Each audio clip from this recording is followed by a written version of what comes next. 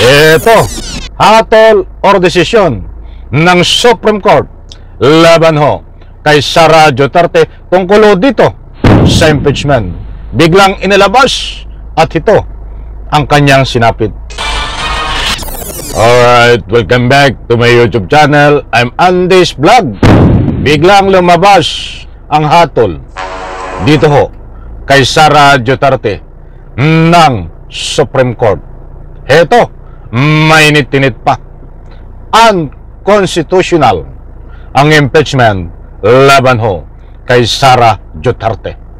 Ibig sabihin ho, hindi na matutuloy ang impeachment trial laban ho kay Sara Duterte.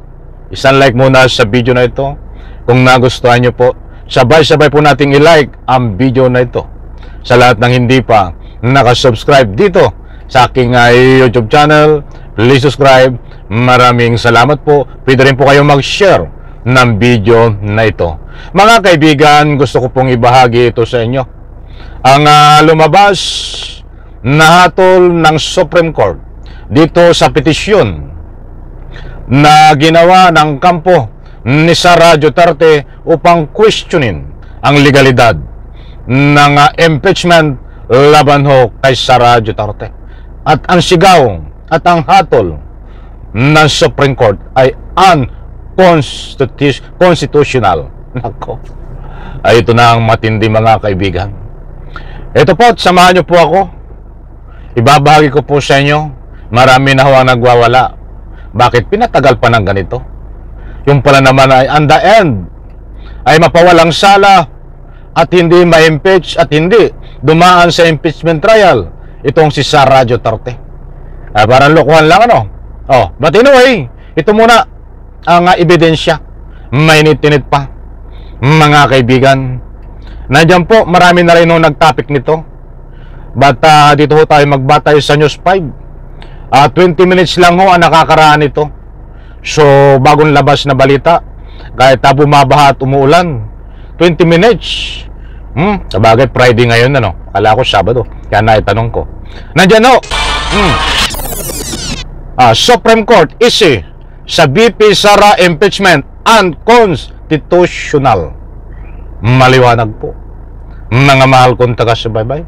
Nandiyan, ibig sabihin ay labag yung pag-file ng impeachment laban po kay Sara Maupusit na kahit saan katutak na ebidensya ho ay lumalabas ho dito na malinis ang pagkataot at wala nakuhang pera itong si Sara Duterte. Dahil ho dito, pag sinabing unconstitutional, ay nandyan ho yung tinatawag na wala nang magaganap na impeachment trial diyan ho sa Senado. Ayon po sa ikangapoy kautusan ng Supreme Court. Alangang ituloy pa ito ay unconstitutional daw. But anyway, titingnan po natin kung may paraan pa. Ang mga mahal kong taga-subaybay, basahin ko muna lahat. Idiniklara ng Supreme Court na unconstitutional ang articles of impeachment laban kay Vice President Sara Duterte.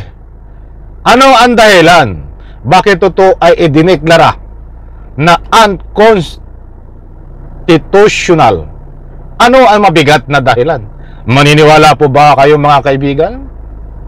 Kaya ito idiniklara na unconstitutional dahil walang sapat at matibay na ebidensya? Ay biglaan ang paglabas, di ba? Ito tuloy ko po. Ano reaction nyo dito? Ano po ang masasabi nyo? Mga mahal kong taga-subaybay, sa biglaang pagdeklara na unconstitutional ang impeachment. Nako, kahit ka pala mayroong kahit pala mayroong kang ebidensya, mayroong kang matitibay na ebidensya, ay pwede palang maging unconstitutional ang na-file na impeachment dahil nangyari yun na. Meron na po tayong proven. Ito ang dahilan, mga kaibigan. Babasahin ko ng kumpleto. Pakinggan po ang dahilan kung bakit hindi na matutuloy ang impeachment laban kay Sara Duterte.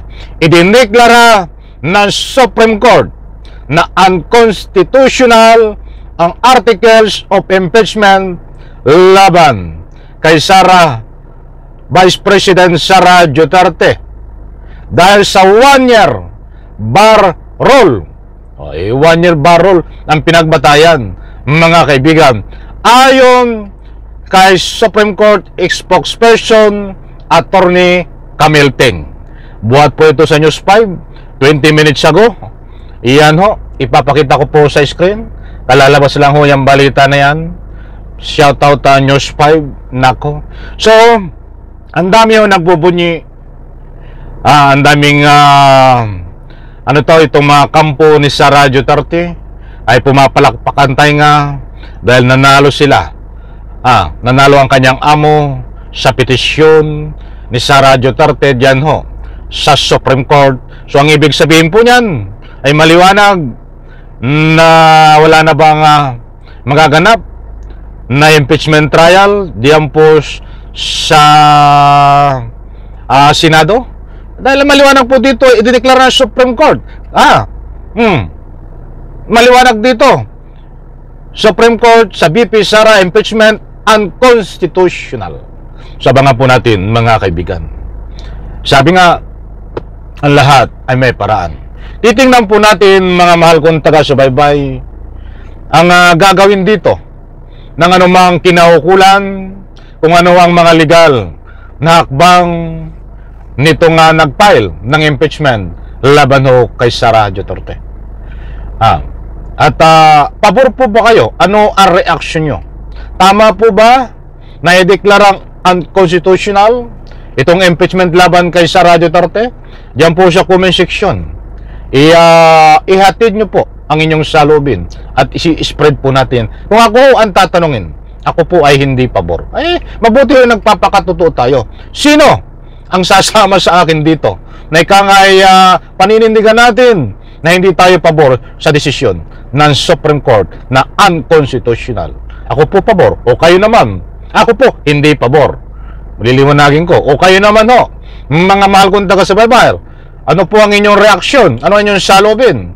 Sige, pakitype lang niya po diyan sa comment section at i-spread po natin yan. Pabor man o kayo hindi, ay open po kayo at buong puso kung nire-respeto. So, maliwanag po dito, kung pagbabasihan po natin ang lumabas na hatol ng Supreme Court, ang desisyon ng Supreme Court, ay hindi matutuloy ang impeachment trial sa Senado, kung ganon. But anyway, maghatid po tayo dito ulit ng latest update kung ano ang kasagutan at hakbang na legal ng mga kinaukulan upang ito ay kontrahin. Matutuloy pa ba ang impeachment? Yan ang malaking katalungan, mga kaibigan. Ay marami ho. Marami ang mag-ano dito. Ang ika nga po ay magbibigay ng kanilang salubin na baka ito na ho ang panahon para tayo taumbayan ay sama-sama upang sa gano'y labanan ang ganitong sistema ng pamamalakad ng ating batas dito sa Republika ng Pilipinas. Magulo ho Bakit nagkaroon pa ng impeachment kung ganyan din ho ang mangyayari? Nasa ng rules na sinusunod na according to the Constitution, not according to the perception. Lumalabas ho dito kaya nagkaganito. Ay gawa nito ang si Escudero. Bigyan po natin ng part ito. Sa like ko sa video na ito. Bye-bye. Palakpakan.